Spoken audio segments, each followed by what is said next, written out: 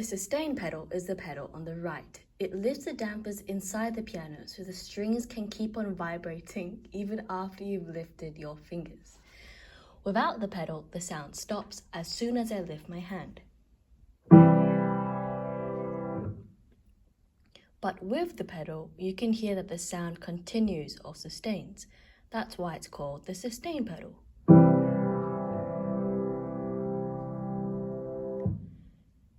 This type of pedaling works well for single chords, but what happens if I have multiple chords all together?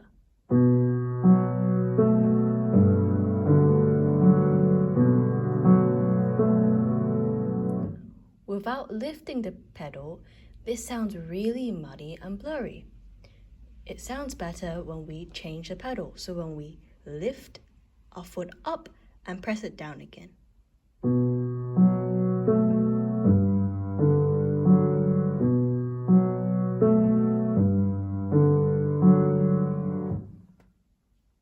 To use our pedal, first our heel must be placed on the ground, like this. It looks a lot like you're tapping your foot to the rhythm, and it makes your foot really steady. And then to play the pedal, put less than half of your foot on the pedal, and then press down.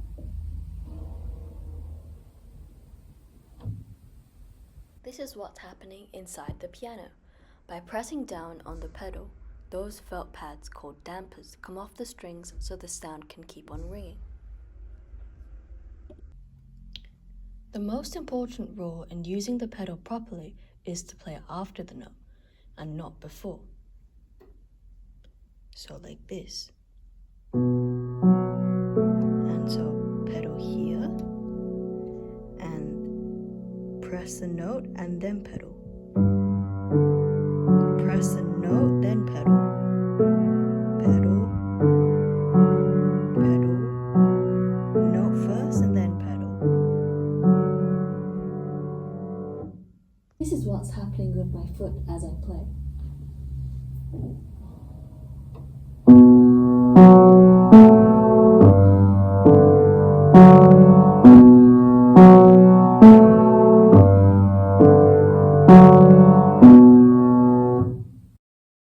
Some common mistakes that people make when first learning how to pedal is pedaling before the note.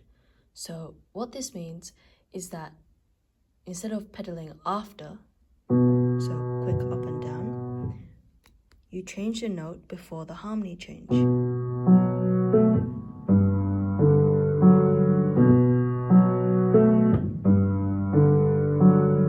Do you see how there's a bit of a gap in between this one? That's because we're changing the pedal too early. It's really important here to make sure that it's always after the note.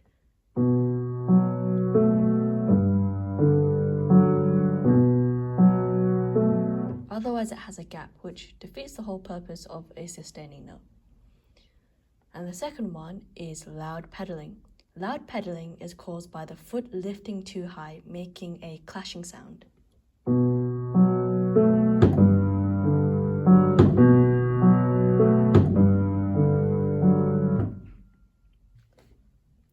A couple ways to practice pedaling include writing the pedal marking, so pedal up and pedal down in your score. For example, here, so P means where your pedal would begin, and here, just like the direction of your foot, your pedal goes down and then up, and then down and then up. Once you've marked your pedal changes, you can use a method called ghosting. Your hands mime the notes without actually pressing the keys, while your foot still does all the pedal movements. It's a great way to practice the timing of pedaling by itself, without worrying about playing the notes. In the end, pedaling is really a technique about listening, making sure that the sound is clear, connected, and expressive. It's not just about pressing the pedal, but knowing when to press and when to lift based on what you hear. That way your sound won't be too muddy, caused by overpressing, or gappy, which is caused by changing too early. Let's finish with a quick demo of everything we talked about, Clear changes and no blurring.